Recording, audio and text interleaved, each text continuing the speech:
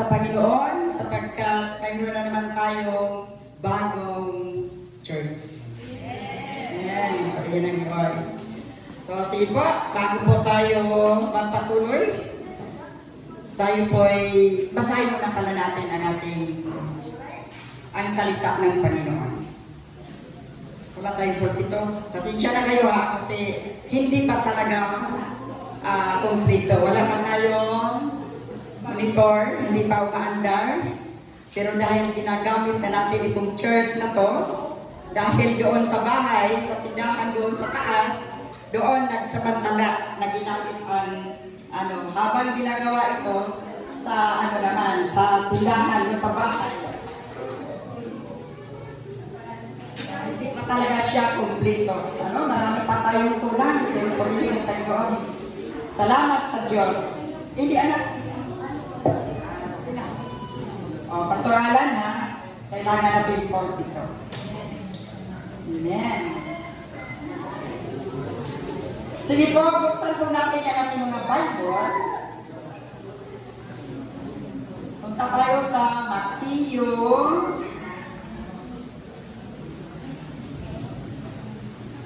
Sa Mateo 7, verse 24. At sundan ko na lang. Sino po may mga Bible dyan?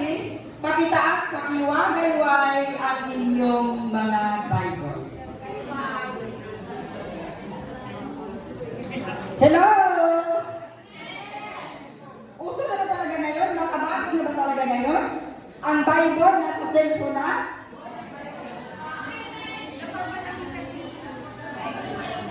Yes.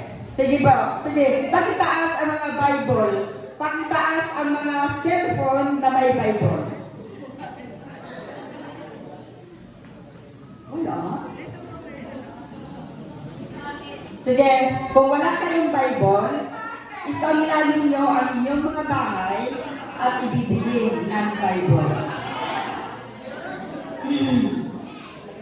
Kasi napakahalaga ang salita ng Panginoon. Amen?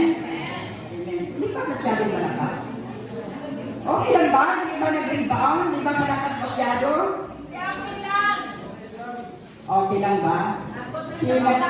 Parang nag-iiko eh. Okay, sige. Buklatin natin ang ating mga Bible. Sorry ha. Kasi matagal na akong nasa Davao.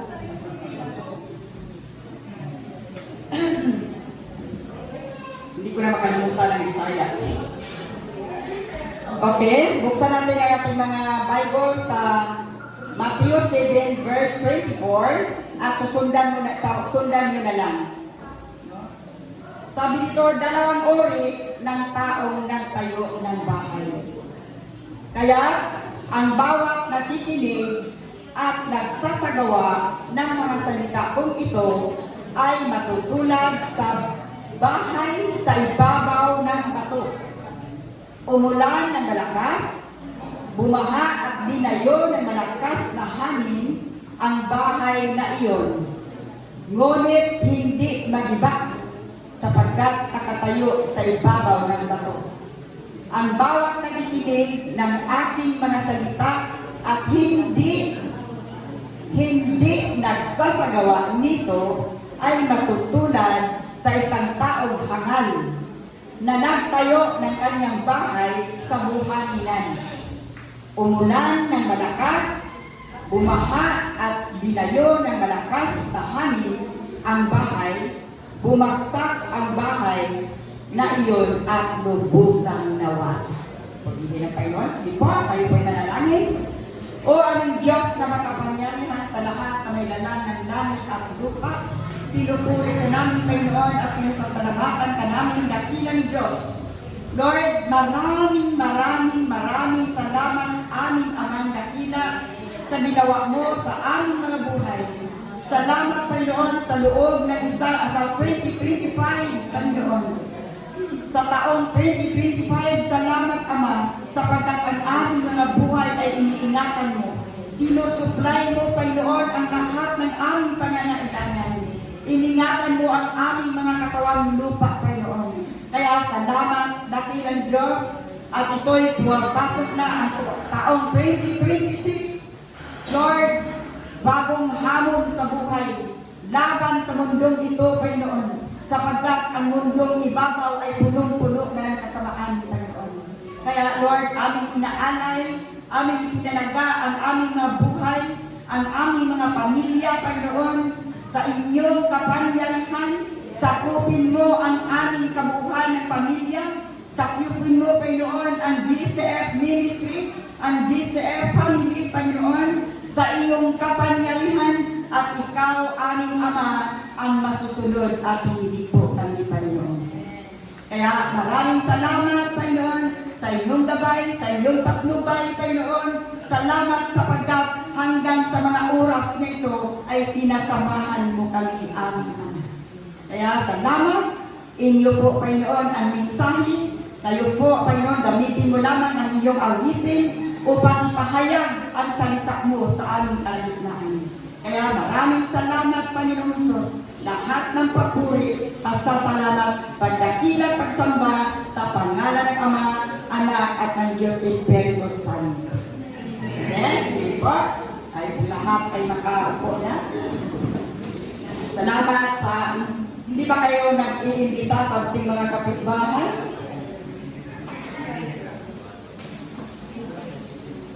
Busy pa daw. Amen. Purihin Panginoon. Salamat sa Lord sapagkat kami ay nakarating.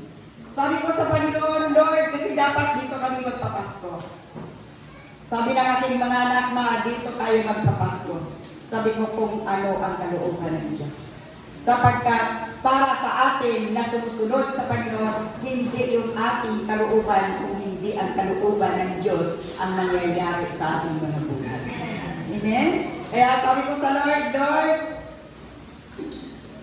kung kalooban mo na makarating kami, kasi dapat ididikit natin itong bahay panambahan noong Pasko kung kami nakarating. Sabi ko kay Janet at kay Alan, sabi ko, ipag-pray ninyo na kami makarating. Kasi gusto ko na rin makita ang ating bahay kanambahan.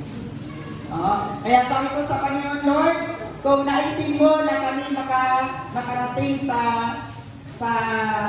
Manila, makarating kami. Makakuha kami ng ticket. Mag-provide ka ng ticket. So, salamat sa Panginoon. Kasi si Papa Fred, mahirap na kasi siyang ibiyahe. Kasi hindi na siya katulad ng dati. Nakita niyo naman kapag tayo'y tumanda, umidad ng medyo. Si Papa Fred is mag-81 years old. Ito na ba? Mag-82 na? Kita mo? 82 years old. Kaya sabi ko sa Lord, salamat sa buhay. Salamat sa buhay na pinagkatiwala niya, pinagkaloob niya, na hanggang sa mga oras na ito, sa panahon ito, sama-sama tayong nagpupuri, kumpleto ang ating buong Panginoon. Kaya sa Diyos, ang lahat ng papuri. Kaya kami nakarating sa biyaya ng Panginoon na kami ay makarating, kasi dapat, hindi nga talaga kami makaano kasi sa biyaya ng Panginoon, ang dami naming trabaho. Dapat mag-deliver kami sa security agency kasi dapat bubuuhin namin ang 600 katerno sa isang agency. Kaya masyado kaming busy, pero sabi ko sa Lord, kung ano ang plano mo, kung ano ang kalooban mo, Lord, kung kami ay makarating doon para kasama kami magpupuri, magpapasalamat, ihandog ang bahay kanambahan mo, Panginoon, then makarating po kami. So si Lord talaga ang kabuuhan sa mga buhay natin, sa schedule natin, sa lahat ng ipapagawa, si Lord at si Lord lang talaga. Kaya nakarating kami. Kailan ba kami dumating? Martes, Merkules ng umaga, dito na kami. Kaya busy. Kaya sabi ko, Lord, bahala ka. Kasi ang gusto ni Janet, si Janet kasi mahilig sa sa catering. Kasi ayaw niyang magtrabaho, hindi kasi, ayaw niyang stress. Ako kasi hindi ako nasanay, no? Kasi pagka maghanda tayo at yung ready-made, pakiramdam ko hindi masaya ang kumakain. No? Hindi katulad na tayo ang maghanda para pagka mayroong na sobra-sobra, matutuwa naman yung nakakatindi. No? Kaya salamat sa Lord. Ngayon pa lamang, pinasasalamatan ko ang ating mga, di ko inasahan na si Sita pala ay gagamitin ng Panginoon, si Sister Linda, at saka yung isang kasama ni Sita, sila yung naghahanda ng ating pagkain. Gabi pa lang sila nandito na. Kaya sabi ko, Lord, senior na kaya Sister Linda, 74.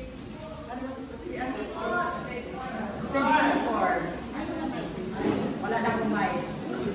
Si Sister Linda ay 74 years old na. Malakas pa, talagang alive na alive. Kaya sila yung nagluluto sa atin. So, amen. At saka yung gumagawa, nagtatrabaho. Sabi ko nga, ang tagal natapos, grabe. No? Kaya, salamat sa mga karpintero na ginamit, sila Tony, sila Romy. Salamat doon sapagkat ginamit kayo ng Panginoon sa bahay. Sila Maite, yung ating mga sila Maite, asan sila ngayon? Bakit hindi sila? Wala sila dito. Wala. Oo nga. Kaya nga, maraming wala sapagkat Sabado pa, hindi pa talaga, Pero, salamat sa Panginoon, salamat sa Lord kasi talagang niloob ni Lord na kami ay makarating. Sabi ko, Lord, gusto ko na talaga makita yung church ng Tindihan. Amen? So, sige po. Tayo po yung mag-start. Basahin natin uli yung mensahe, yung salita ng Panginoon sa umagang ito. Sabi dito, 2 uri ng taong nagtayo ng bahay. Kaya, ang bawat nakikinig at nagsasagawa ng mga salita kung ito ay matutulad sa isang taong matalino na nagtayo ng kanyang bahay sa ibabaw ng bato. Umulan ng malakas, bumaha at binayo ng malakas na hangin ang bahay na iyon. Ngunit hindi nagiba sapagkat nakatayo sa ibabaw ng bato.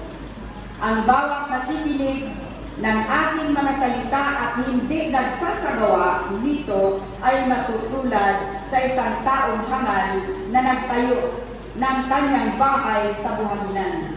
Umulan ng malakas, bumaha at binayo ng malakas na hangin ang bahay, bumagsak ang bahay na iyon at lubusang nawasak. Purihin ang Panginoon. No, sa aking pagkaunawa, ang nagtayo ng bahay ay 2 klase. No? Isang nakatayo sa bato at isang nakatayo sa buhanginan. So, pag-usapan natin ang nakatayo sa bato. Ibig sabihin na ang bato, ang ating pananampalataya ay nakasandal sa Diyos. Dahil alam nyo, na kapag tayo'y sumunod sa Panginoon, kapag tayo'y gusto magpagamit, sumunod sa Panginoon, ang dami pa ng pagsubok. Ang dami pa ng sari-sari mga problema. Alam niyo noong tinawag ako ng Diyos 1994 at the age of 37, matanda na no? Matanda na akong tinawag sa Panginoon. Sabi ko nga sa Lord, bakit ganon? Nung nakilala ko ang Panginoon, sabi ko, sana maaga pa ako nakilala na kita. Pero sabi ng sa takdang panahon, may takdang panahon ang bawat isa sa atin. Amen? Kaya noong time ng 1994, balikan ko ron, 1994, July 5, kaya hindi ko makalimutan ang aking spiritual na kapanganakan sapagkat tinanggap ko siya ng birthday ko. Kaya hindi ko makalimutan kung kailan ako ipinanganak sa Espiritu. Kaya alam nyo ba, noong nakilala ko ang Lord, noong wala pa ako sa Panginoon, ambisyosa. No? Napaka-ambisyosa ko. Gusto ko talagang yumaman. Kaya dahil sa kagustuhan niya, gusto kong yumaman, alam niyo ba, napaka-try hard din niya. Kasi ang dami naming hanap buhay. No? Una-una, dumating kami sa Krami bilang cutter at sewer at cutter yung aking asawa doon sa Krami. Pagkatapos, gusto ko talaga yumaman. Kasi nakita ko yung aking kinagisnan na talagang walang-wala. No? Siyempre sa mundo, mahirap lang. Kaya, noong hindi ko pa nakilala si Lord, talagang buong sikat, parang ibig sabihin na buong talino, buong sikat gagawin mo para ka lang yumaman. Gusto mong umunlad ang buhay dahil para sa mga anak. Kasi wala akong ibang tinitingnan. Nung ako'y nagkaasawa, maaga kasi ako nag-asawa, 21 years ako nag-aasawa. Noong time na nag-asawa ako, wala akong focus. Parang nakalimutan mo yung buhay dalaga. Pag nag-asawa na pala tayo, ang ating isip, ang ating buhay, ang ating pangarap ay nakatuon pala sa mga anak. Gusto natin na ating mga anak mapagbigyan natin ng magandang buhay. No? Gusto natin mapadala sila sa magagandang paaralan, magkaroon ng magandang bahay para hindi sila mabihanin sa kanilang mga kakaklase. So, ganun yung sariling sikap. No? Dahil sa sariling sikap, nag-start kami ng negosyo. Alam niyo ba, ang daming negosyo na pinagdaraanan namin. Mayroon kaming garments. Dito sa lugar na to, hindi ko siya makakalimutan dahil dito kami nakatira ng matagal. No? Mamaya, darating tayo kung bakit kami nawala dito. Mayroon na kaming garments. Yan, garments at simbahan niya nandoon. Ito yung bahay. Ito ay pader lang to namin. Pader lang to. So, dahil sa kagustuhan na umunlad ang buhay, lahat ng klaseng negosyo pinasukan. Dito may babuyan kami kasi nung dumating kami dito 1986, kailan pa kami 86, nung nag-People's Power, itong lugar na ito wala pang kabahay-bahay. No? 3 lang kami na nakatira dito. No? Imagine. Wala pa ito. Ngayon, very crowded na. Kaya, sa kagustuhan, na gustong yumaman, lahat ginawa. No? Nag-uumpisa kami ng negosyo, mayroon kaming talyer na sa sasakyan, dyan sa Kamias, mayroon kaming tindahan dyan sa BE Homes, may sapatusan, may security agency. Ang dami talagang trying hard. Pero alam niyo ba, mga igsoon, dumating ang panahon na talagang magugulat ka na lang. No? Nung nakilala ko ang Panginoong Hesus sa buhay ko, nag-start sa amin ang miserable buhay. Lahat ng aming mayroon, lahat ng pinaghirapan, kabalo ba mo, dito kami nakitira noong nasa Tintian pa kami. May malaking bahay dito, yan na lang sa akin, kasi ang lupa nito, 493 square meter hanggang sa doon. No? Sabi ko, Lord, kung kailan ako nakakilala sa iyo, bakit ganito ang buhay? Dumating ang punto, wala. Hindi ko nga alam eh. Lahat ng negosyo bumagsak, lahat yan at hanggang wala kang makita itong bahay na pinaghirapan namin ni Papa, wala. Yung sasakyan na owner type, di kawat pa dyan sa nagpalimulis, ganyan kasaklap ang buhay namin. Kaya, yung mga panahon na yun, iyak ako nag-iyak sa Lord kasi nasa Panginoon ako. Sabi ko, Lord, bakit ganon? Kung kailan kita nakilala, bakit ganito kamiserable ang buhay namin? Alam niyo ba, dumating ang punto sa buhay namin na magsain kami, yung bigas, ilugaw na lang para may pananghalian pa. Di ba, napaka-ano, no? Napakasaklap na buhay. Talagang, lugawin mo na lang para mayroon pa tayong pananghalian.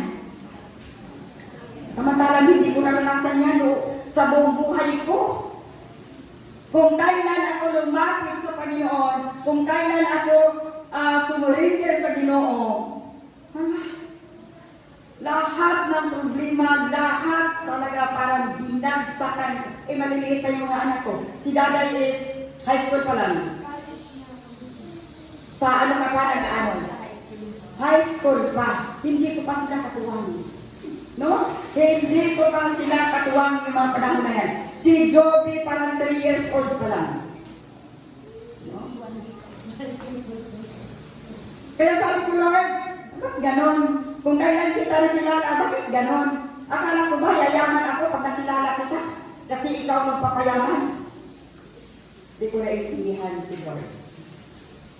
No? Habang sumunod, sabi ng Panginoon sa akin, Anak, kaya ko nga tinanggal ang lahat ng nasa sa iyo para hindi ka magyabang.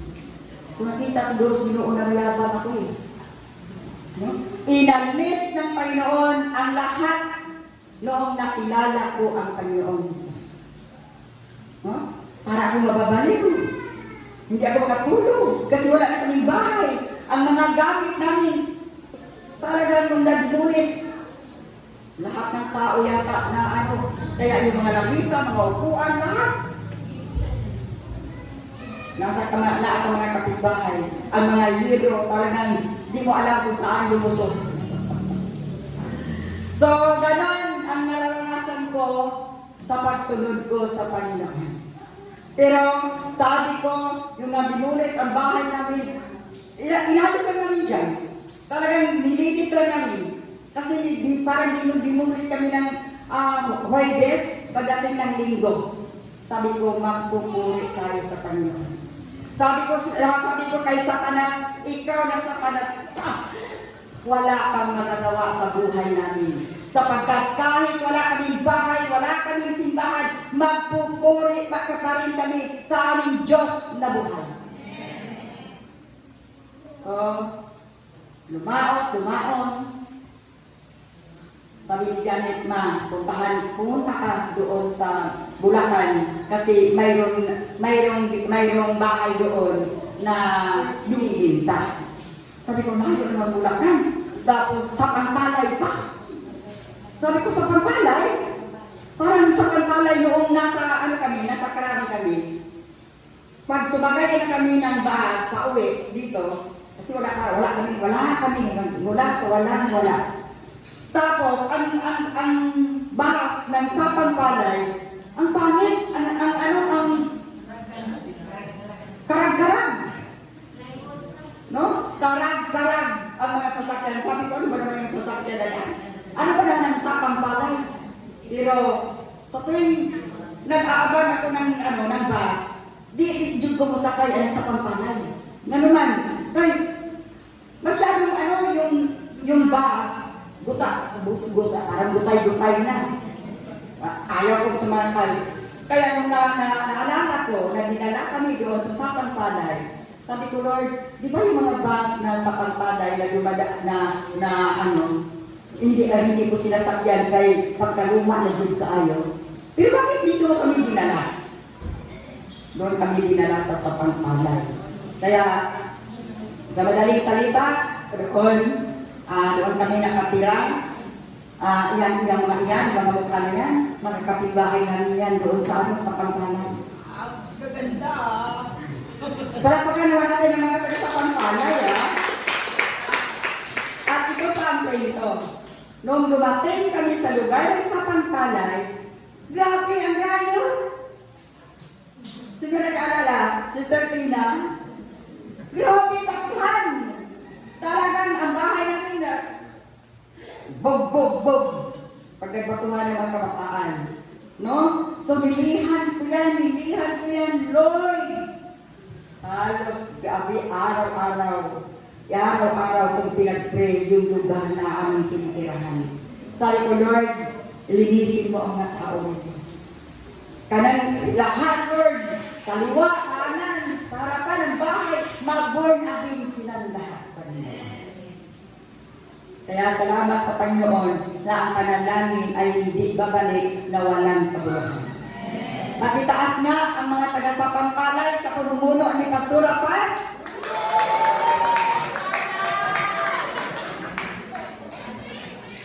Wala pa yan hindi pa yan lahat.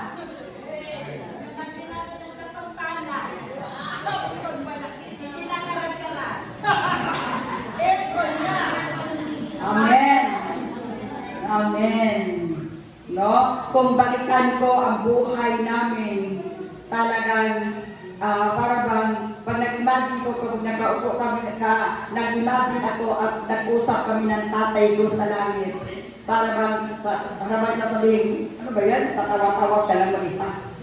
No? Kasi masarap balikan ang lahat ng nakaraan.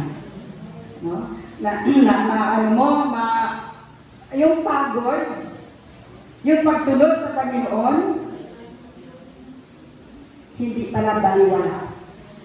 Sapagkat tunay nga na ang Panginoon ay kasama natin.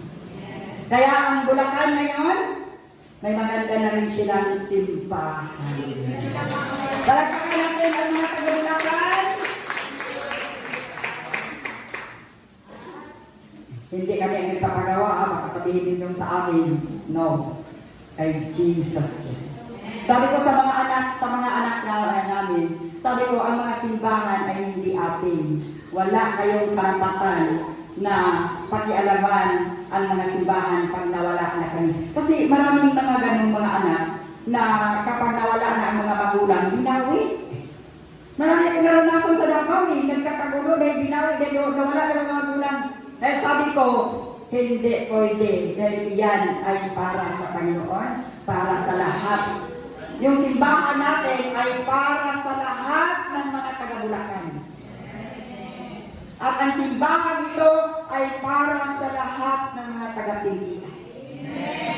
Amen. So walang nakialam, no? Patuloy nating alagaan ang ministeryo na ibinigay at ipinagkatiwala natin sa Diyos. Amen? So, dito na tayo. Sabi dito, kaya ang bawat nakikinig at nagsasagawa ng mga salita kung ito ay natutulad sa isang taong matalino na nagtayo ng kanyang bahay sa ibabaw ng bato. Umulan ng malakas, bumaha at binayon malakas na hangin ang bahay na yun, ngunit hindi nagiba sapagkat nakatayo sa ibabaw ng bato. Alam niyo ba na sa pagsunod natin sa Panginoon, grabe pala ang mga pagsubok. No? Grabe ang mga pagsubok. Parang hindi ko ma-imagine kung bakit nalampasan namin yung mga pagsubok na yan. Ang dami. Lahat yan, yung aming hanap buhay, yung aming mga negosyo, nung nakilala ko si Lord, sabi ko nga walang natira. Lahat inalis ng Panginoong Jesus. No? Sa ating pagsunod sa Panginoon, tinitingnan ng Diyos yung ating pagsunod kung hanggang saan tayo kaya sumunod sa Diyos. Kahit ba hubaran ka na? Kahit ba walang-wala ka na? Kaya nga may mga pagsubok may mga trials, pagsubok na ating dadaanin, tinitingnan ni Lord ang ating pagtitiwala sa Kanya. Kung hanggang saan tayo susunod sa Panginoon. Pag dumating si problema, maraming mga tao na hindi na napili sa Panginoon sapagkat tinalo sila ng mga pagsubok. Ano niyo ba nung kami sumunod sa Panginoon?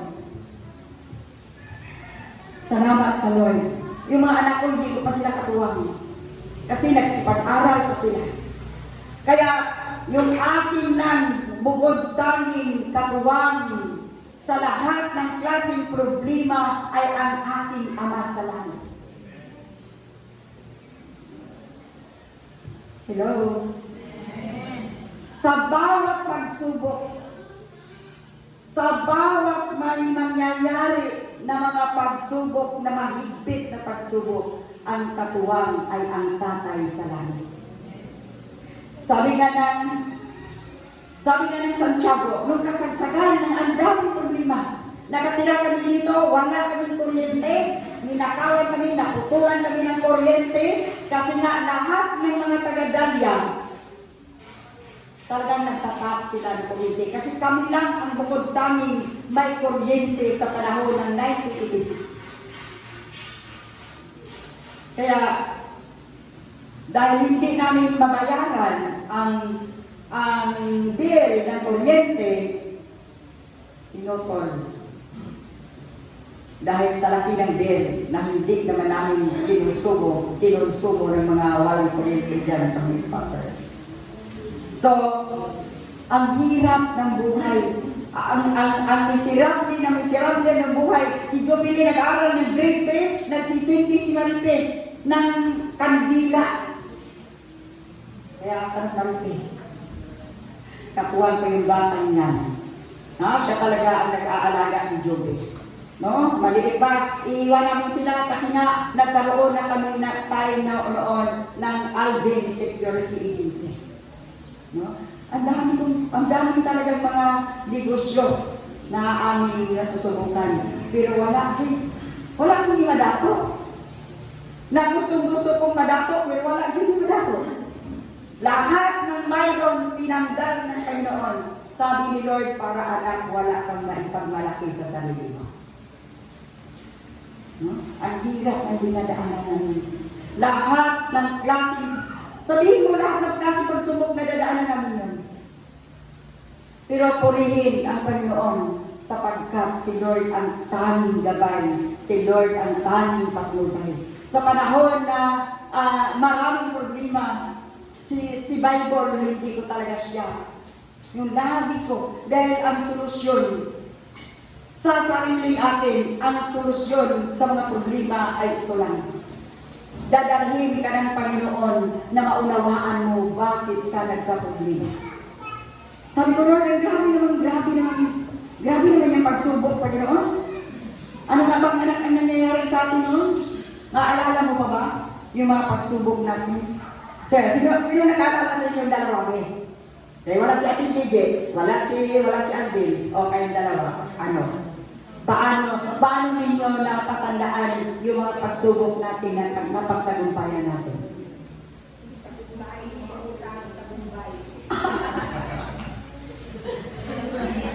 Grabe, no? O, Ate Daday, ano? Yung vision na utang na binayaran ni Lord, na tinawagan ka lang ni Ninong na wala ka ng utang. No, grabe no, ang mga pagsubok. Nung nakilala ko ang Diyos, grabe. Hindi ko alam niyo ba noon, buto-balata lang talaga ako. Napakapayat ko. Tinatawag na nila ako, edad ko ay nasa mga 40, pero parang 60 years old pag tinitingnan si Berlinda. Bakit? Grabe. Grabing stress. Itong buhok na ito, hindi ko na masuklay. Yung anit, ang sakit-sakit, kaya hindi na magsusuklay sa stress. No? Salamat sa Panginoon dahil hinahawakan niya yung isip. No? At hindi na babaliw sa dami ng problema. So, ganon, kabuti ang Lord, no? Dumating sa punto, naalala ko ni Janet na mayroon kaming utang, nagkautang kami ng 2 milyon na hindi namin bababayaran. Sabi ko, Lord, di namin kayang magbayad. Bahala ka na bayaran mo ang aming mga utang. Nagagalit sa amin yung supplier ng tila. Yan, nireceive. Yan yung napapala mo. Lipat-lipat ka kasi ng relihiyon. Born again ka kasi. Kaya yan ang napapala mo. Pero alam niyo ba, sabi ko sa Lord, Lord, hindi ko kayang bayaran ang aming mga utang. Ikaw na ang bahala na magbayad. Isang araw, tumawag yung nautangan ko ng tila. No? 1 milyon ang utang ko sa tila na hindi ko na talaga kayang bayaran. Sabi niya sa akin, kasi pag nag-ring ang telepono pa noon eh. Pag nag-ring ang telepono, kinakabahan ako. Sino na naman ang manilingil? Kasi nga, grabe, ang dami namin utang niya. Nag-ring isang araw, nag-ring ang telepono, ang nasa linya ay si Lando. Lando siya ang supplier ng aming pila. Sabi niya sa akin, Bertie, kumusta ka na? Sabi ko lang, kahit ipakulong mo talaga ako, hindi ko talaga mababayaran yung utang ko sa'yo. Tapos sabi niya, kasi ikaw lilipat-lipat ka pa ng religion. Kaya yun ang nagpapobre sa'yo. Ang ganda-ganda na ng buhay mo, lumipat ka pa ng religion. Tapos sabi niya sa akin, sige, wala nang utang. Alam mo ba kung gaano ka dami ang chicken na isinisyo mo sa akin? Ganyan kakapal. Pero pinunit ko na, ibig sabihin, bayad ka na sa utang mo. No? Tapos sabi niya, bukas na bukas, padadalan kita ng isang truck na tila. Alam niyo, tapat ang Diyos. Talagang kinabukasan, pinadalhan niya ako ng isang deliveryhan na napuno sa tila. Alam niyo ba, nung binigyan, pinautang ako ulit. Pinautang talaga ako ulit. Hindi nagsawa, hindi nadala, pinautang. Siguro dahil sa luha, sa kakaiyak ko sa Panginoon, Lord, maka-recover kami, Panginoon. Alam niyo, yun ang nag-start ng nakausad kami kunti-kunti. Alam niyo ba yung faith, yung ating tiwala sa Panginoon? Kasi yung tindahan na minsan kami, walang kalaman naman. Kasi wala nang magpautang. Natatakot na silang magpautang ni Virginia dahil hindi na si Virginia makabayad. Sabi ko sa Panginoon, Lord, ako'y naniniwala na ibalik mo ang mga paninda. Lahat talagang dinideklara ko. Siksik, liglig, umaapaw ang mga paninda, Lord. At magkaroon pa kami ng iba pang mga tindahan. Alam niyo, tapat si Lord. Tapat ang Panginoon kasi yung tila na yung nag-umpisa kami na pinautang ako ulit ni Lando. Kaya buong buhay ko, hindi ko makakalimutan si Lando na ginamit ng Panginoon para manumbalik, para ma-provide yung aming mga tila. Doon nag-uumpisa. No? Nakabawi. At ito, hindi ko na siguro sabihin ang lahat ng mga pagsubok, ang lahat ng mga problema. Kasi kung sasabihin ko, iditalhin ko lahat ng mga pagsubok, aabutin tayo ng isang araw dito. Baka hindi na tayo makakain. I-shortcut na lang natin ang kabutihan ng Panginoon.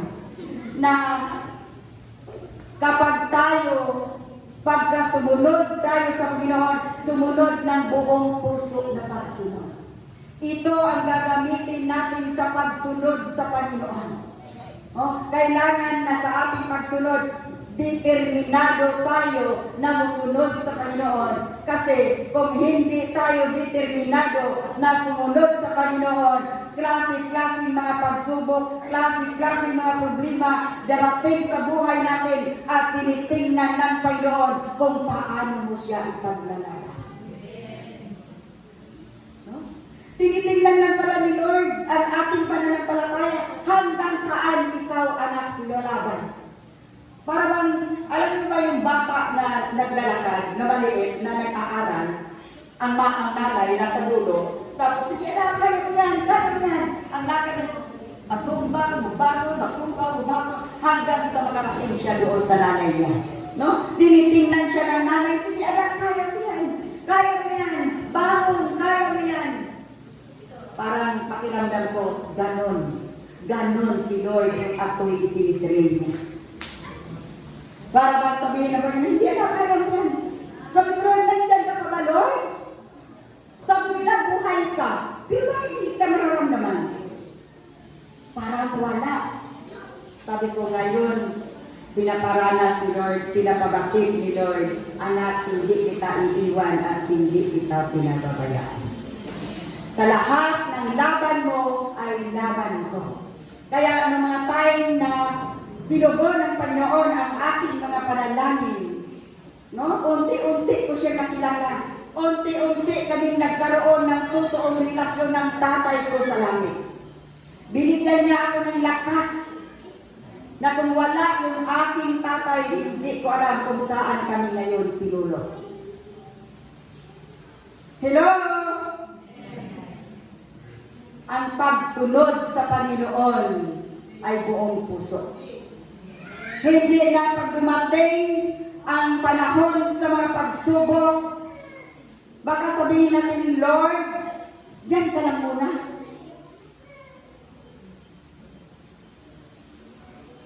At saka na kita balikan, Panginoon, ka pa. Ang tao kasi may kondisyon eh. Sabi ng, sinong nakakaalam, sinong nakaalala ni Bibbs, yung aming sekretary ng Alvin Security Agency? Pastora G, siyempre mga anak ko. Noong time na nahiwalay siya sa amin, kasi nagkaroon siya o broken heart, nag-ano siya, nagsarili siya. Pero grabe ka-anointing na bata. Pag nagpaawit yun, nagpakanta yun, talagang power. Sino pang ibang nakaabot ni Bibbs? Wala dito, wala na. Except Pastora G, si Janet, yung mga anak ko. Sino pa? Si Enteng, naabotan mo ba, Bibbs? Oh. Tapos sabi niya, nung nahiwalay na siya sa amin, sabi ko kasi, lagi ko siya pinapaluwa kasi nahiwalay na siya sa Diyos. Ang sabi niya sa akin, at saka na ako babalik sa Panginoon kapag nangungondisyon siya. Kapag magkaroon na daw siya ng 200 guards, may mga sasakyan, may magandang bahay, at saka na daw siya babalik sa Lord. Sabi ko, oh. Pero alam niyo, mga kapatid, wala tayong magagawa kapag wala si Kristo sa buhay natin. Kalunos-lunos ang nararanasan ang nangyayari doon. Namatay siya na talagang hirap na hirap.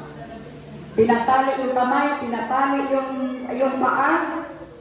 Kasi grabe yung kanyang kalagayan noon. No? Kaya wala tayong magagawa kung wala ang Panginoon. Kaya yung buhay natin, nakasandal lang yun sa Panginoon. Yung pagsulod natin sa Panginoon, tinitingnan ng Panginoon yung ating pagsulod. Kaya nga, padalhan tayo ng iba't ibang klaseng mga problema, mga pagsubok, mga kawalan, mga chismes sa buhay. Grabe naranasan namin yan. Na para bang wala ang Ginoo, di na ka, surrender na. Pero salamat sa Panginoon sapagkat pag si Lord ang kasama mo, manatili na nakatayo sa pagsunod sa Panginoon kapag nakatayo tayo sa bato. Sino bang bato sa buhay natin? Sino ba ang bato ng ating pananampalataya? Si Lord. Kaya napakabuti ng Panginoon, sabi ko hindi pala buong buhay na puro problema na lang. Mayroon palang para bang naaitakdang panahon o anak hanggang dito lang ang pagsubok mo. Na matitinding mga pagsubok. Pag nakarating ka dito sa finishing line at nagtagumpay ka, then nakita mo ang biyaya ng Diyos. Hello? Nakita ko ang grasya, ang biyaya ng Panginoon. Habang kami sumusunod, ang panalangin ko sa Panginoon, Lord, gamitin mo ang mga anak ko. Mula sa panganay hanggang sa pinakabunsong mga anak ko, gagamitin mo sila. Ako nga ang naglagay ng ano nila. Sabi ko, Lord, si Joby, gamitin mo sa Bulacan. Si Janet, gamitin mo sa Quezon City. Si Alvin, gamitin mo sa Davao. Si Gigi, gamitin mo sa Leyte. Pinaplastar ko na sila. At hinihingi ko yan sa Panginoon. Sapagkat, masarap palang paglilingkuran ang Diyos.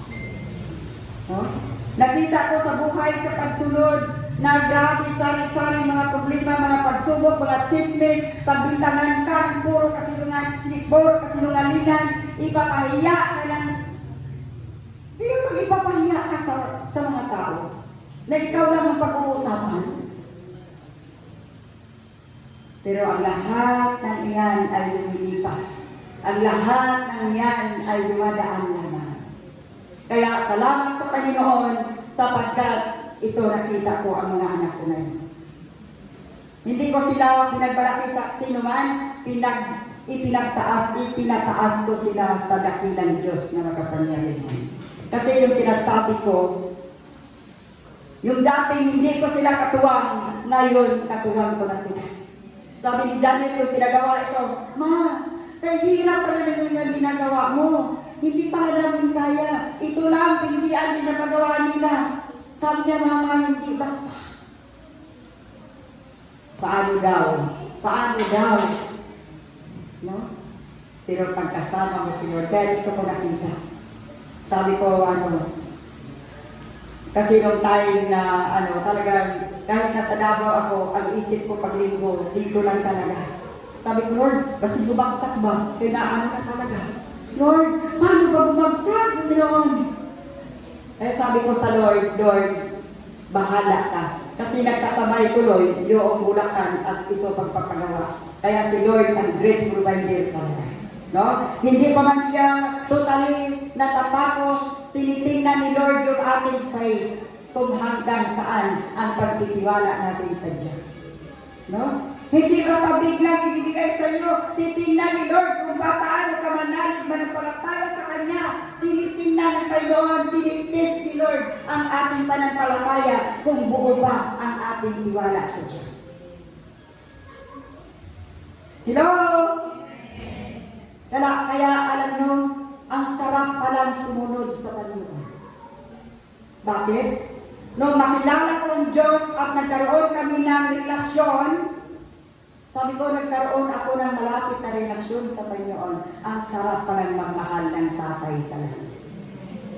No? Naranasan ko sa buhay ko na napakasarap na magkaroon ng totoong relasyon sa Panginoon. Bakit? Kahit anong bagyo sa buhay, anong mga pagsubok sa buhay, anong madadaanan mo, mga trials sa buhay, pagkasama mo si Lord, magtatagumpay ang buhay natin. Kaya nga, may mga salita ng Panginoon, pag dumaan ka pag dumaan ako sa maraming problema, pag tumatakbo ako sa salita ng Panginoon. Pag mga problemang dumaan, ang salita ng Panginoon ang nagpapalakas sa ating pananampalataya. Pag may mga tuksong dumarating sa buhay, mayroon tayong salita na tatakbuhan sa Panginoon. Saan yun? No? Magbantay kayo sapagkat ang kalaban, no? Parang leon na lumalapa. Sino nakakatanda, ba? Pagdating sa mga tukso, pagdating sa mga pagsubok, saan yun? Humanda. Kasi umaatungan na parang leon na umaatungan. Saan yun? Saan po? Sige. Yung 1 Peter chapter 5 verse 8, ano nakakalagay dyan? Kung di pakibasa, 1 Peter 5:8. Yun ang mahirap pag wala tayong Bible. Kaya kailangan bumagyo man yan, umulan, uminit, yung Bible, huwag niyong iwala sa inyo. Kasi ang Biblia ang nagbibigay ng karunungan sa ating mga buhay. Maging handa kayo at magbantay. Ang dyablo, ang kaaway ninyo ay parang liyong umaatungal at ali-aligid na naghahanap ng masasila. Huwag kayong matatakot sa Kanya at magpakatatag kayo sa inyong pananampalataya sa Diyos. Tulad ng alam ninyo, hindi lamang kayo ang nagtitiis ng ganitong kahirapan, kundi pati ang inyong mga kapatid sa buong daigdig. Amen. Pagkatapos doon, sabi niya, may pangako siya, pagkatapos ninyo magtiis sa loob ng maikling panahon, ang Diyos na siyang pinagagalingan ng lahat ng pagpapala, ang siyang magbibigay sa inyo ng kaganapan, katatagan, at lakas ng loob, at isang pundasyong hindi matitinag. Siya ang tumawag sa inyo upang makibahagi kayo sa kanyang walang hanggang kalwalhatian kasama si Kristo, sa kanyang kapangyarihan magpakailanman. Amen. Kailangan ang isang mananampalataya laging puno ng bala. Para tayong mga kawal, mga sundalo na kailangan nakaano tayo, napuno tayo ng bala. Batuhin man tayo, barilin ka man, di ka matatamaan. Bakit? May panglaban ka. Amen? Ano yung panglaban? Salita ng Diyos. Pag dumating sa punto ng buhay mo na mayroon ka mga pagsubok, mayroon mga tukso sa buhay, mayroon bala. 1 Peter 5:8. No? Pag dumating ang mga matitinding pagsubok na halos kamatay mo sa mga pagsubok, mayroong salita ng Diyos na nagpapalakas sa atin. Pag dumating ang mga pagsubok, saan tayo tatakbo? Ha? Saan? Come to me, all of you who are weary and heavy laden, and I will give you rest. Oh, amen? Amen? Basahin natin ang Santiago chapter 1 verse 2. Then, ano nakalagay dyan sa Santiago 2? 1, 2? Chapter 1 verse 2?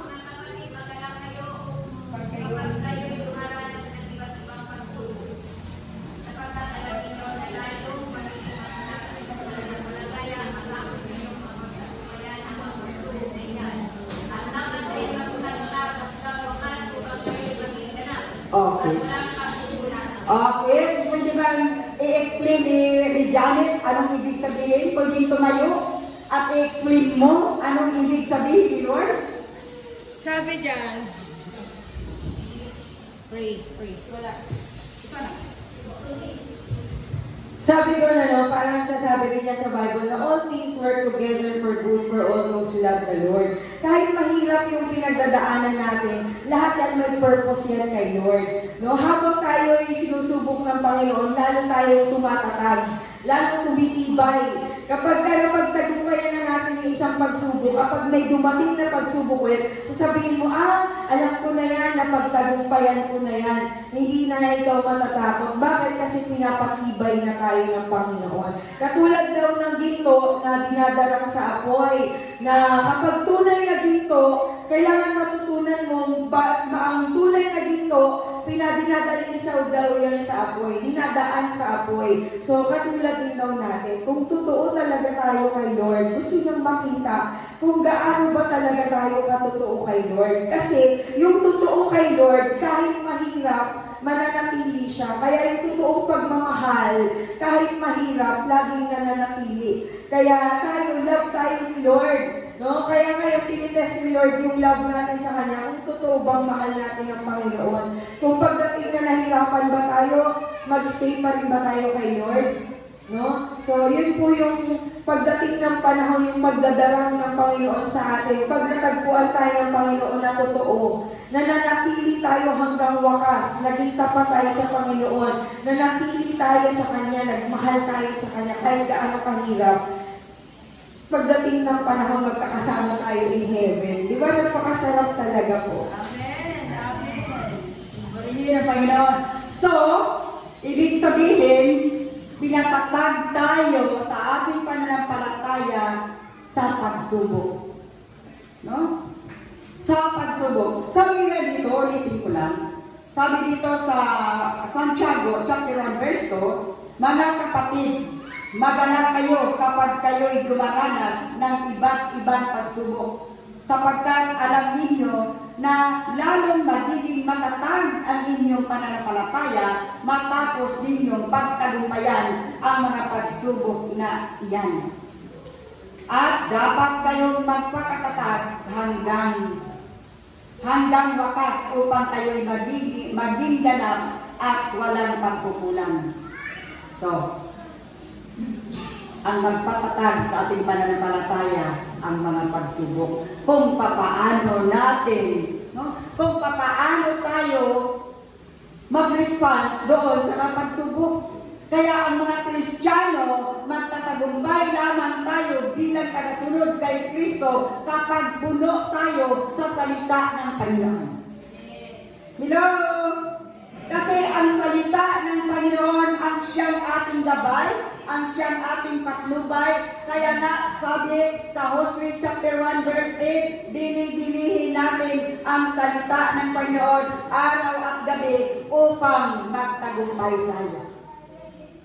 Kaya kung walang salita, kung wala tayong, hindi tayo puno ng salita, wala tayong panglaban. Nandiyan ba kayo? Tayo ba'y nagbabasa ng salita ng Panginoon? Binabasa ba natin ang salita ng Panginoon araw at gabi? Kaya alam nyo, ang mga taong punong-puno ng salita ng Panginoon ay matagumpay na sumusunod sa Kanya. Pero, sabi dito, ano bang sinasabi natin dito sa ano? Saan ba ako doon? Nawala na ako.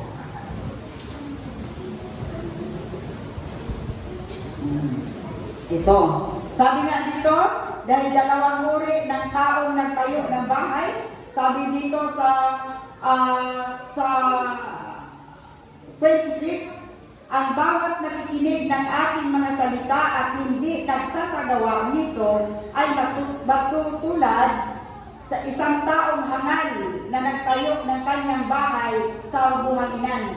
Umulan ng malakas, bumaha at ginayo ng malakas at nahangin ang bahay, bumagsak ang bahay na iyon at lubusang nawasak.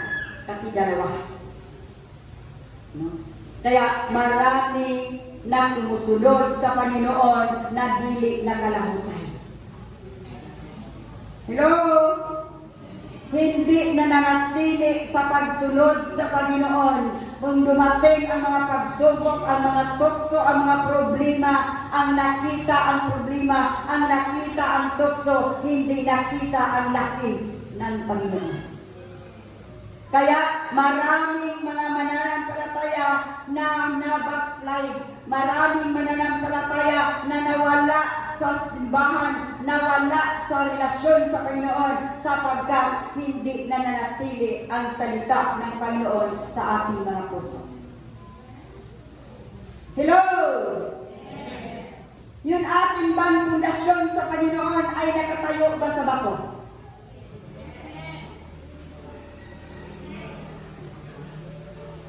Mahirap na sumunod sa Panginoon. Hello? Mahirap na sumunod sa Panginoon sapagkat hindi na ikaw ang masusunod kung hindi yung gusto ng Diyos ang susundin mo. Kaya yung mga sumunod na hindi talaga totally na sumunod, nag-iwan pa para sa sarili, mga igsoon, dili nakalahutay kapag tumingin tayo sa sarili natin. Hello? Maraming mananampalataya na hindi nakarating sa finishing line. Andiyan ba tayo? Kasi ang pagsunod sa Panginoon ay labanan. Hindi basta sumunod ka lang pagka nasiyahan ka, pagka binigyan ka ng Panginoon ng mga pagpapala, kung hindi sa hirap at ginhawa, tinitingnan ni Lord ano ang reaction mo pagdating sa mga pagsubok. Kasi mga igsoon, ang nagpatatag sa ating pananampalataya ay yung mga pagsubok. Nandiyan ba tayo? na kapag hindi nakahanda tayo, pagka hindi tayo nakapokus sa pagsunod natin sa Panginoon, malamang sa malamang, hindi tayo makarating sa finishing line. Saan ang finishing line natin? Hello? Saan ang finishing line ng mananampalataya ng tagasunod ni Kristo? Matapos ang ating takbuhin kapag nakapasok tayo sa kaharian ng langit. Amen ba ba? Sabi nga ng John 3:16, gayon na lamang ang pag-ibig ng Diyos sa sanlibutan, ang sino mang nanalig at nanampalataya sa Kanya, hindi na mapahamak, bagkus magkaroon ng buhay na walang hanggan. Dapat ang ending natin ay magkaroon tayo ng buhay na walang hanggan. Sapagkat dito sa lupa, anumang nakanta natin, anumang mayroon tayo, hindi yan forever. Pero, gaano ka man kayaman, gaano man karami ang mga bahay mo, hindi yan madadala sa langit. Kasi maura na dahilan na dili pa makasulod sa kaharian ng langit. Amen? Ang pagsunod sa Panginoon ay buong puso. Ang pagsunod sa Panginoon, hindi yung pag nagkaroon ka ng matinding problema, matinding pagsubok, mawawala tayo sa focus. Lalo tayong dumudugdog, lalo tayong sumusunod sa kagustuhan ng Panginoon. Masarap na sumunod sa Panginoon na hindi na ikaw. Hindi ikaw ang makita sa pagsunod mo sa Panginoon kung hindi ang Kristo, si Kristo Jesus ang makita sa ating pagsunod. No? Hindi na tayo. Kaya maraming mananampalataya na mga bansot. Ano ba ibig sabihin ng bansot? Walang paglago?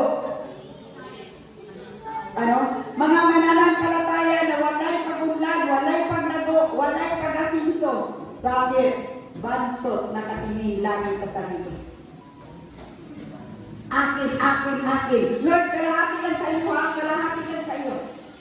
Ang gusto ni Lord, yung buong buhay mo, ipagkatiwala mo sa Panginoon. Ang iyong kawalan, ibigay mo sa Diyos. Si Lord ang bahala magpasagana sa buhay mo. Sasabihin mo, ang sarap palang sumunod sa iyo, Panginoon. Bakit? Dahil hindi tayo mabibigo kapag sa Diyos tayo susunod. Dahil bakit? Maraming pangako si Lord sa ating mga buhay. Ano yung mga pangako na inyong hinahawakan para manatili at ma-inspired tayo sa pagsunod natin sa Panginoon? Hayaan mo magutom muna kayo. Marami tayong pagkain. No? Anong sinasabi ng John 15:7? Sige nga, bigyan niyo ako ng John 15:7. Wala pa kasi tayong monitor. Yun ang maganda kapag may mga Biblia tayong dala-dala. Anong sinabi ng John 15:7? Sabi ng John 15:7, kung nananatili kayo sa akin at nananatili sa inyo ang aking mga salita, hingin ninyo ang anumang nais ninyo at ibibigay ito sa inyo. Anak, tumayo ka dito sa harap para marinig nila. John 15:7. Kung nananatili kayo sa akin at nananatili sa inyo ang aking mga salita, hingin ninyo ang anumang nais ninyo at ibibigay iyon sa inyo. Amen. Ano ba? Yan lang ba? Sa 8 po, Okay? Anong sinabi ni Lord? Pag mayroon tayong pinanghahawakan ng kanyang mga salita, ng kanyang pangako, sabi, ang nanatili sa Kanya. Ang nanatili sa pagsunod sa Panginoon, si Lord ay nanatili din sa akin. At sabi ng Panginoon, hingiin mo ang lahat ng kaibigan mo ay at kaya niyang isusupply sa atin. Kaya pala, ang mga anak ng Panginoon, kapag sumunod ka ng totoo sa Panginoon, payaman ng payaman, paunlad ng paunlad, parami ng parami. Wow! Palakpakan natin si Lord. Mga igsoon, mga anak, ang sekreto sa pag-unlad ay ang pagsunod ng totoo sa Panginoon. Alam niyo, magugulat tayo sa Lord, magugulat tayo sa Ama, sapagkat pupunuin ka ng Panginoon. Alam niyo ba, hindi namin pinagmalaki. Dahil nahabag ang Diyos sa aming dinadaanan, pinagpala.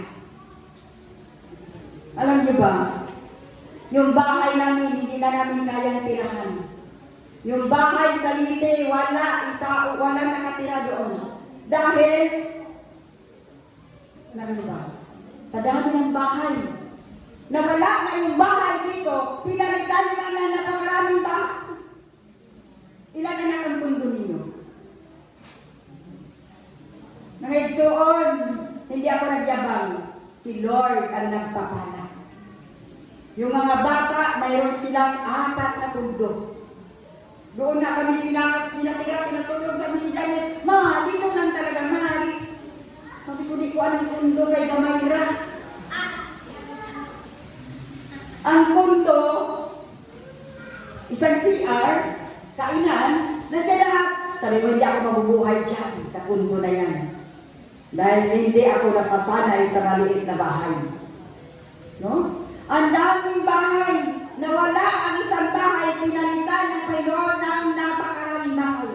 Mayroon pang bahay sa Pampanga na walang tumitira.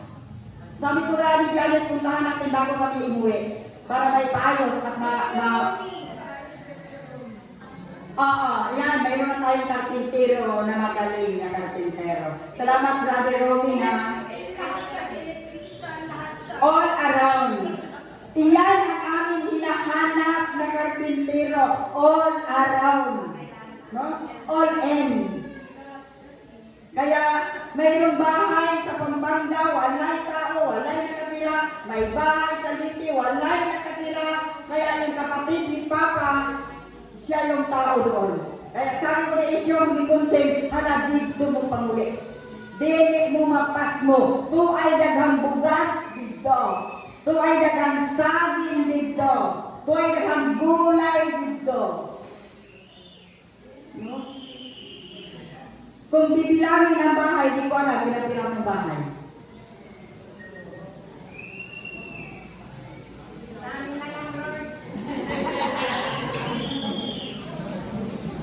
Alam niyo ba, si Lord nagbibigay ng maraming pagpapala.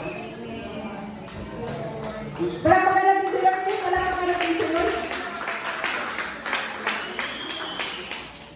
Hanggang sa mga apo. Hanggang sa mga apo. Pero, hindi natin makamtan ang pangako ng Panginoon kapag simbawi ka lang. Hello, nandiyan mo ba tayo? Kapag simbawi, kailangan na ang ating puso sa pagsunod sa Panginoon, nakaangkla ang puso sa Ginoo. Hello? Ano bang mayroon sa John Matthew 6:33? Seek ye first the kingdom of God and His righteousness, and all these things shall be added unto you. Okay. Sabi dito sa Matthew 6:33, ngunit pag sumakitan ninyo ng higit sa lahat ang pagharian kayo ng Diyos at mamuhay ng ayon sa Kanyang kalooban, at ipagkakaloob niya ang lahat ng kailangan ninyo. Kaya huwag ninyong ikabahala ang para sa araw ng bukas. Biro mo yung pangako ng Panginoon? No? Ipagkakaloob niya ang lahat ng kailangan ninyo. Hello? Kaya, Ito ang buhay natin, mga mananampalataya.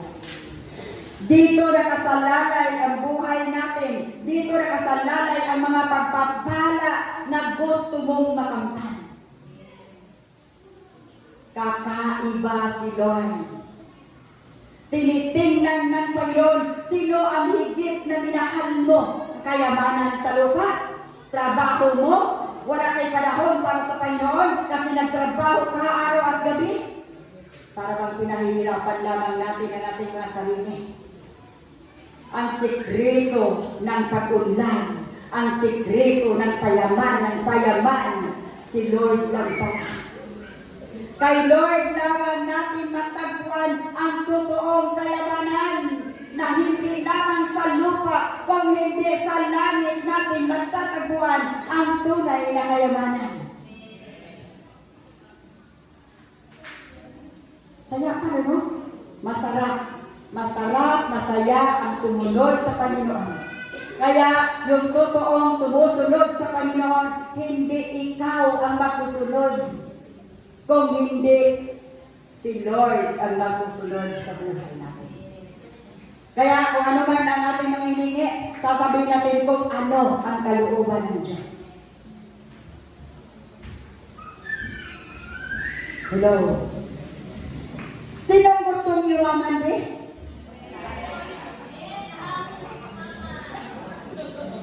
Si Lord ang tunay na nagpapayaman. Hindi ang iyong karunungan, hindi ang iyong kasikatan, hindi ang iyong pagkamasipag. Si Lord ang may kakayahan na magpapayaman sa iyong buhay. Kung nauunawaan natin, naiintindihan natin ang totoong pagsunod sa Diyos. Hello? Alam niyo ba ang kaaway? Yung isang sasakyan namin, ninakaw, owner type, ninakaw ng kaaway. Alam niyo ba yung isang ninakaw ng kaaway? Pinalitan ng maraming sasakyan.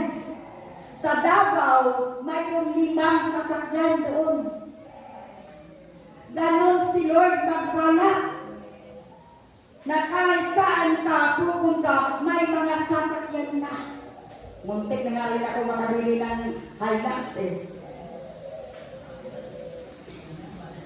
Sabi ko sa Lord, saan ko naman iparking Lord? Na yung bahay, 3 sasakyan lang ang makaparking sa loob. Yung 2 sasakyan nasa labas na. Tapos dadagdagan ko pa ng isa pang Hilux. Kasi gusto ko mag-travel, Hilux ang ating sasakyan. Ganon si Lord. Unlimited ang Diyos na ating pinaglilingkuran igsoon.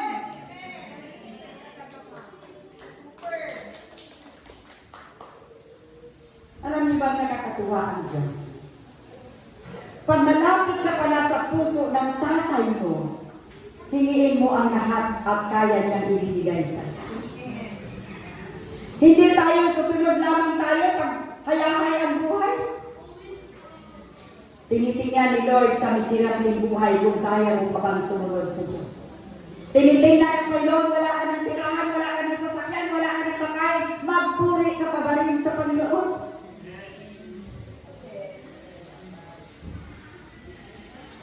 Kaya kasi Pastor Amiki natuto eh. Natutong magpatatag at magpatatag sa presensya ng Panginoon. Kaya sabi ko sa kanya, wait lang, wait upon the Lord. Alam niyo, pag si Lord ang magpala, siksik, liglig, umaapang. Gusto ko man bumili ng sasakyan, iniisip ko saan ko ilagay. Mayroong malaking, nung pumunta kami doon sa warehouse, yun bang, anong pangalan yung tape? Anong pangalan yung sasakyan na bibilhin? Gusto mong bibilhin? Ha? Forward! Ginawa ko, si Inting, si Karakara, sige nabi. Sabi ko, saan mo iparting ang napakahabang sasakyan? Natakot ako kasi walang mapartingan. Pero kabilis lang, nabinta. Kung binili ko pala yung sasakyan na yun, kinabukasan, nabinta ng 450. Mamahunan lang sana ako ng Kinabukasan, nabili. Tumubo pa 450. Sabi ko, ganun ka, Lord? Natatakot kasi ako, saan ko ba iparting yung napakalaking sasakyan? Na buong matakpan na yung bahay doon sa maubos ang parting. So alam niyo mga kapatid, ang solusyon ng kahirapan ay ang pagsunod ng totoo sa Diyos. Wala sa ating sariling pagsisikap, wala sa iyong sariling karunungan, naa sa Diyos nakasandal ang magandang buhay. Gusto niyo yumaman? Gusto niyo ba yumaman? Then, follow Jesus. The author and the finishers of our faith. Alam niyo ba, madali ka lang magpayaman eh. Sabi ko nga, Lord, ang dami na namang sasakyan. Naka-standby. Kasi si Papa, hindi na namin pinag-drive si Papa eh. Kaya, yung pagsunod natin sa Panginoon ay ipaglalaban natin ang ating pagsunod sa Diyos. Sinong mga kabataan na gustong yayaman?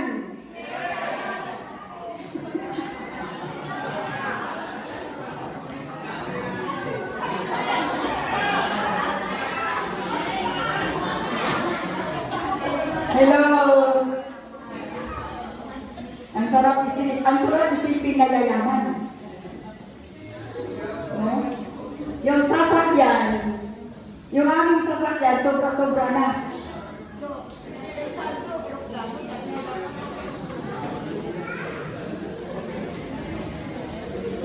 Hindi natin pinagyabang ang ating mga sarili kung hindi ating maipagyabang ang Panginoon na nagbibigay pagpapala.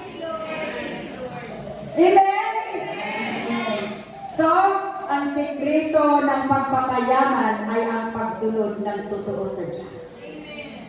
Hindi na kapag dumating ang problema, nawala si Lord sa puso. Pag dumating ang mga pagsubok, pag dumating ang mga tukso, naibargin ang pananampalataya. Hello? Kahit gaano ka kamatalino, gaano ka kasipag, kung wala ang biyaya at ang grasya ng Diyos, useless lahat iyan. Tama at mali? Pero sa pagsunod sa Panginoon, dadaan ka sa butas ng krayon. Bakit? Dadanasin mo lahat ng hirap sa buhay. Sino gustong sumunod sa Panginoon din? Gustong sumunod? Pakitaas ang mga kamay na gustong yayaman.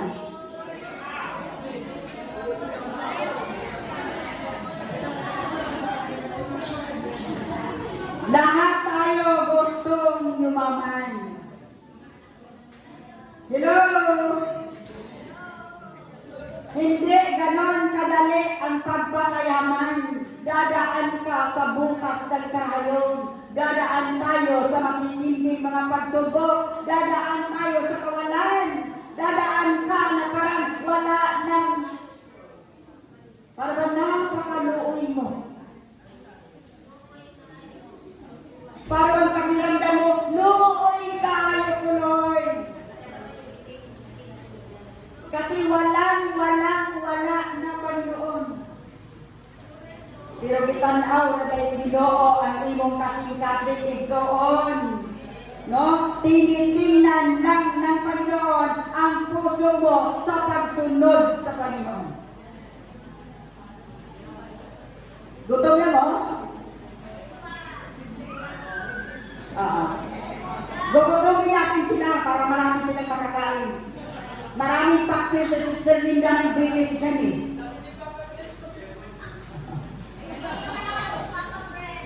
Amen! Berek, insay gutom na, Bek? Insay gutom na?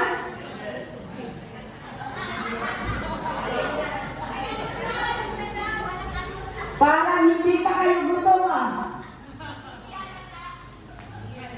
Sige, aabot tayo ng alas 2. Kaya ka ba na aabot ng alas 2? Oo, talaga? Kaya pa? Yung nagsabing kayang-kaya, nami-miss niya si Lord. Amen? So, purihin ng Panginoon. No, sa ating pagsunod sa Panginoon, i-focus lamang natin ang ating puso, ang ating isip sa pagsunod sa Diyos. Dahil dadaan tayo ng matitinding mga pagsubok. Yung ating pagsubok, 7 years, diretso yan. Para ko kung wala'y Ginoo na buang nas galing niya. Pero salamat sa Panginoon sapagkat ang gabay ng Diyos talagang ginagabayan tayo ng Panginoon. Kaya salamat sa Panginoon. Sino ang handa? Sino ang gustong yumaman dito, Ben?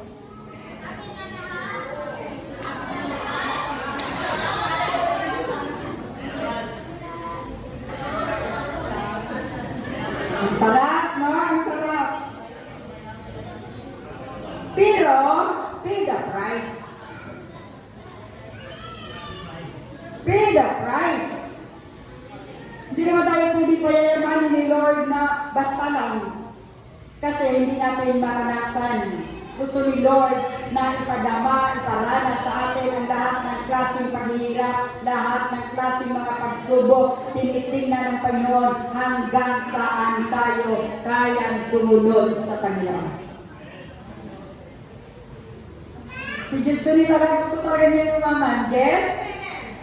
Gusto mo talaga? Ramdam ko na gusto mong yumaman, Jess.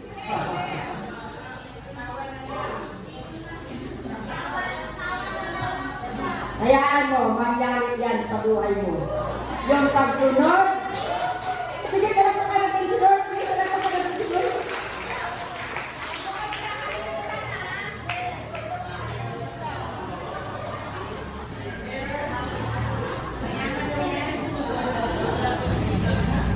Pag mayaman ang puso sa Lord, lahat payayamanin niya. Kailangan lang na mayaman ang ating puso sa pagsunod sa Panginoon. Sa hirap at ginhawa, focus unto Jesus. Amen? Masarap talaga yumaman sa kapangyarihan ng Panginoon. Sabi ko nga sa Panginoon, Lord, ang GCL family, payaman ng payaman, paunlad ng paunlad, parami ng parami. Hayaan niyo, payayamanin kayo ni Lord.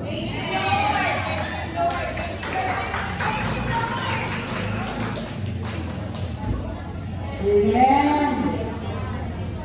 No? Paano tayo payayamanin ni Lord? Wow, makinig at sumunod, sabi ni Janet. No? So, salamat sa Panginoon. Silong nakakaunawa, nakakaintindi sa pagsunod sa Panginoon. Silong nagmamahal ng totoo sa Lord. Oh, ang daming payayamanin ni Lord. Lord, payaman ang payaman, paunlad ng paunlad ang pamilyang JCF. Kaya sabi ni Isyong, Prido, muadto na tagliti kay mag-mission ta.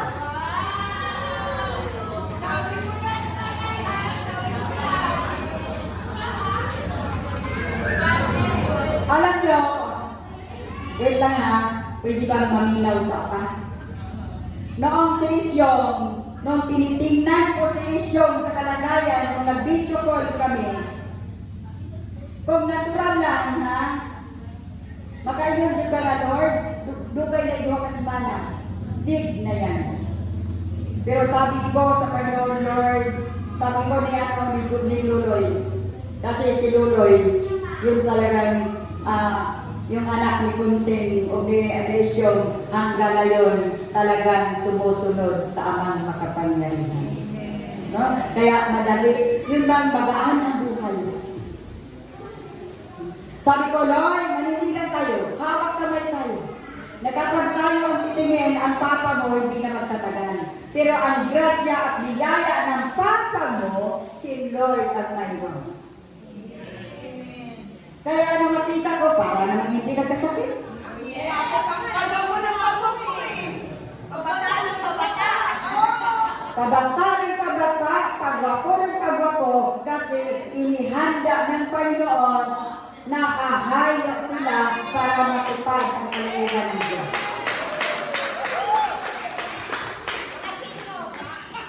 Grupo ng mga senior. Kasi sabi niya, sige na Pino, muadto na ka sa hindi kay mag-mission na ta. Alam niyo, pag mag-mission kayo sa Lite, may bahay na tayo doon. May 2 bahay na tayo doon. No, doon sa Perikohon. Mag-alaga kayo ng baboy, mag-alaga kayo ng manok. Ang daming pagkain doon. Maraming puno ng saging. Kasi si Papa Fred, nagpatanim siya ng 2,000 puno ng saging.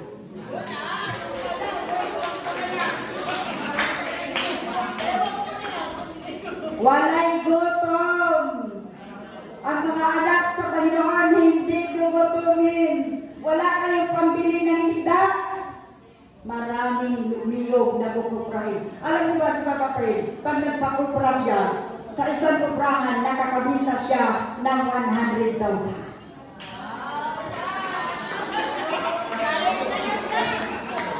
Every 3 months, nagpakupras si Papa Fred na talaga lang naman ngayon ang mahal ng kupras.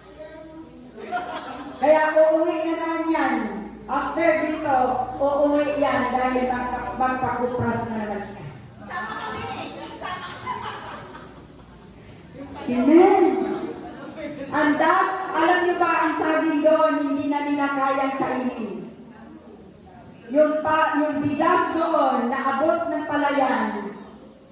Kayo rin dito hindi naabot kasi yung sasakyan eh. Sabi na ng Janet, ay wag naman, marami naman kaming pagkain. Hallelujah! Umaapaw ang pagpapala sa totoong mananampalataya. Umaapaw ang pagpapala sa totoong sumusunod sa Panginoon. Yung isang jeep na namin dito, yung binili ni Alvin, dadalhin namin doon sa Lite kasi hatid sundo sa mga magsisimba. Kasi sobra-sobra yung jeep doon, walang gamit. Yung Isuzu, walang gamit. Kasi si Enteng lang naman si Alvin ang marunong mag-drive. Limang sasakyan doon. Kaya alam nyo, ang Panginoon hindi nagtatalo sila sa kanyang mga pangako. Hello? Tayo lang. Tayong tao ang nagtalo sila sa pagsunod sa Panginoon. Kaya kapag hindi tayo totoo na susunod sa Panginoon, hindi natin makamtan ang tunay na kayamanan.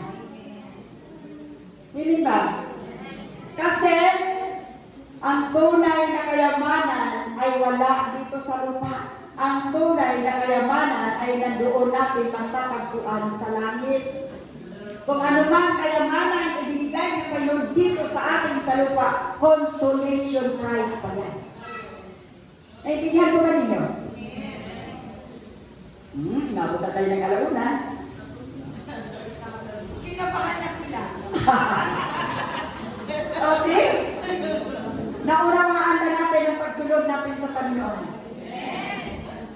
Sinong handa na sumunod sa Panginoon? Wow! Yung mga iyan, payaman ang payaman yan.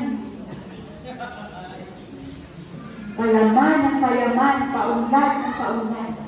Kaya sa Diyos lamang ang lahat ng papuri sapagkat sa ating pagsunod ay ginagabayan tayo ng ating Tatay sa langit. Amen?